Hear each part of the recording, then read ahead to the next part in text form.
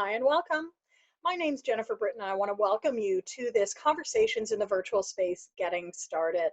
For the better part of the last 30 years, I've been working with teams, learning professionals, and coaches, as well as leaders, helping them make the transition from the face-to-face to the virtual space. I am the author of several books, including From One to Many, Best Practices for Team and Group Coaching, and my 2017 book, Effective Virtual Conversations. This video is special for ICF members, and in it, it's the first of several. We're going to be looking at what's different in the virtual space. We're going to look at what might stretch you as you make the transition from in-person to virtual.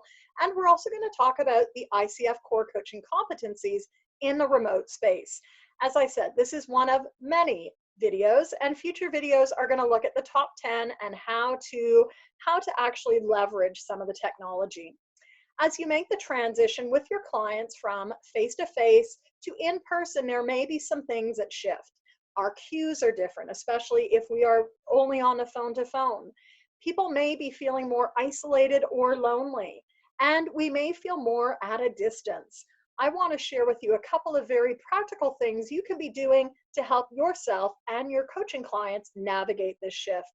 First of all, what's different in the remote space? We might find that our pace is a little different, the type of interactivity is different, and the way we build trust and connection is different. I like to say things get magnified in the virtual space, and we only see what's on the screen. So curiosity is key in this work, as is using the visual cues that we have on the screen, as well as potentially incorporating metaphor and other visual cues. What do coaches find challenging as they make the shift? Well, I've spent the better part of 15 years helping coaches move into the online domain, whether they're having live conversations or developing online programming. We really do see a number of things. First of all, it's about getting comfortable with not knowing. It's also remembering that you're there to serve your clients. It's all about them. So we really want to get clear on how do we address and reduce distractions. For some of you, it may be distracting seeing yourself on the screen. So maybe you take your glasses off. For others, it may be a sense of, I just don't know what's happening outside of my visual space. So make that part of the coaching conversation. Again, we're using the key coaching competencies to help create awareness for our clients. As you get more confident with virtual tools, you will hopefully move out of the not knowing space into at least knowing how to navigate the virtual space. So with it, it's a reminder that it's still all about the ICF core coaching competencies. We want to be very intentional on how do we design the coaching agreement. We want to be using great communication skills, listening for not only what is being said, but also the pace, the speed, the pauses. We also want to make sure that we're asking great questions, not questions to figure out what's happening in the context, but questions for the client to really explore and discover for themselves. Trust and intimacy is key in this work. If we don't have trust and connection, it is very hard to be moving into the coaching conversation. We may be having a nice conversation, but it's probably not a coaching one. And also, I'd like you to think about what is your presence? What do you notice about your presence and how that shifts in the virtual space? Are you that lighthouse? Are you that beacon? Are you that place of safety and a place for people to explore as we navigate into a more virtual space? In my writing, in my most recent writing under the Remote Pathways banner, I have been talking a lot about 7 enablers that help us in the remote space. As we move through this podcast series at Remote Pathways, I'll invite you to listen in. And I really like to share a little bit more about how do we look at communication, clarity, connection, how do we build strong culture and create an environment for enabling virtual and remote conversations so people feel connected and not disconnected.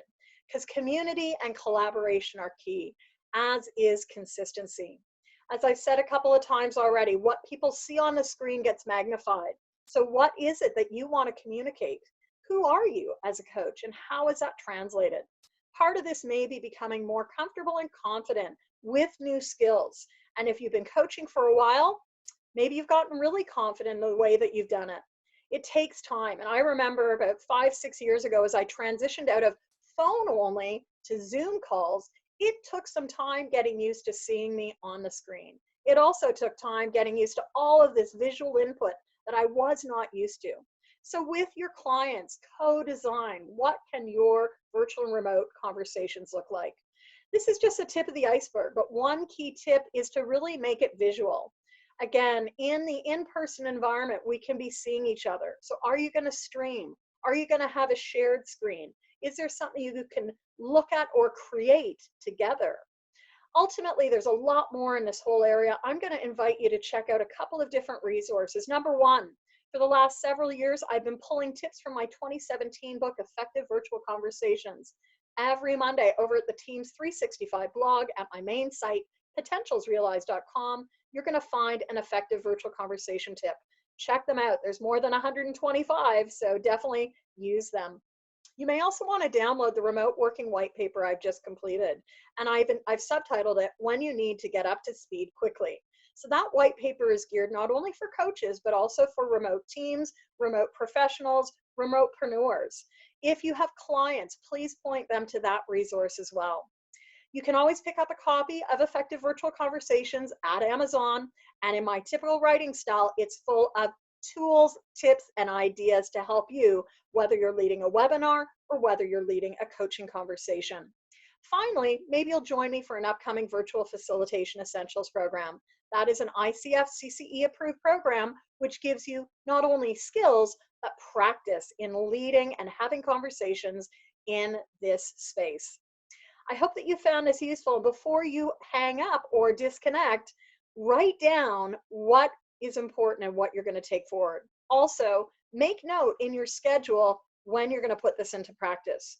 We know what doesn't get scheduled doesn't get done, according to Peter Drucker, and that gets magnified in the remote space. So one final tip, think about how you can get things done, part of our ICF coaching competency of designing actions with your clients in the remote space.